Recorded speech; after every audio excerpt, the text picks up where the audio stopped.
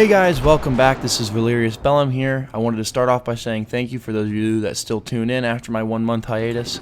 And I also wanted to say that I'm starting to try to build a community response area for you guys where you, my followers, as few as you are, and of no fault but my own, have an opportunity to be able to respond and interact with me and help me plan out and decide on new videos and stuff and participate in them, because I do want to be interactive with a lot of people that do follow me, and being able to play with you guys, because I think that's interesting stuff that people would like to see. I'm going to put a link for my Discord in the video description, so make sure you check that. It's going to be down there.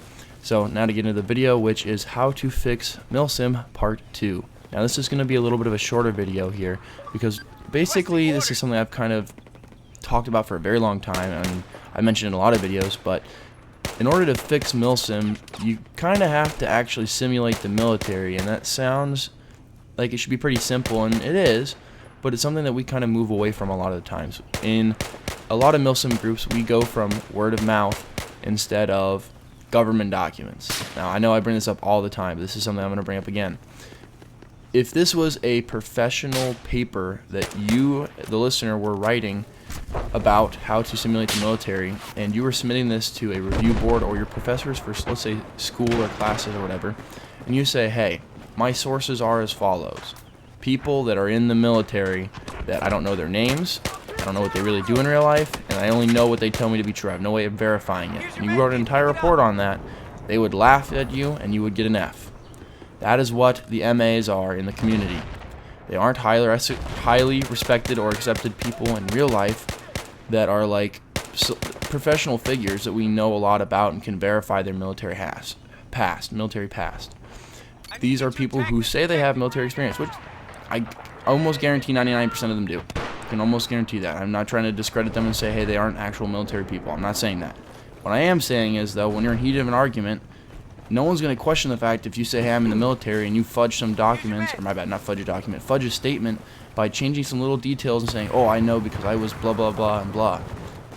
Now, we're not going to know that. And we don't have a definitive way of arguing that because most of us aren't in the military, like myself.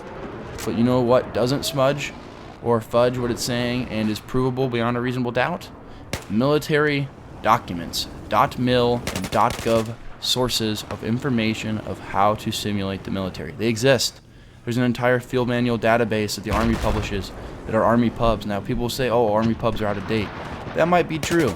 They are a little out of date. They normally are. Only a few years, and they're still pretty darn near the same as what's actually being used. It's like when you make a revision to a law, bill, or an amendment. It doesn't change much. 99% of the information there is still the same, so it's still the same as what's actually being used. It's minor stanzas and clauses that change. And if it was a big radical change around of the way military doctrine is going to be, then you would see a lot of news publications on it. Now you wouldn't see a whole lot of Army pubs, but you would have other sources that are well credited to be able to prove it. And that is how you got to fix Milsim, by proving what you're doing is actually used. It's like the new Carl Gustav M4, something I'm going to be releasing a video on here, something I'm adding to my Milsim's kit list. I can guarantee you there's no one in the Milsim community right now that's using something that we're about to approve. And that's because they go off of word of mouth of other people's experiences instead of what the actual military is publishing.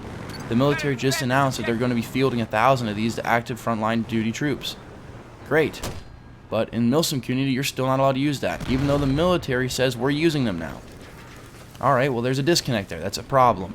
So being able to prove things from military statements and documents is how you simulate the military. And that's something that we see a big disconnect in the Milsim community. And it's something hopefully we can see change in the future. So guys, that was just my mini rant here on the How to Fix Milsim Part 2.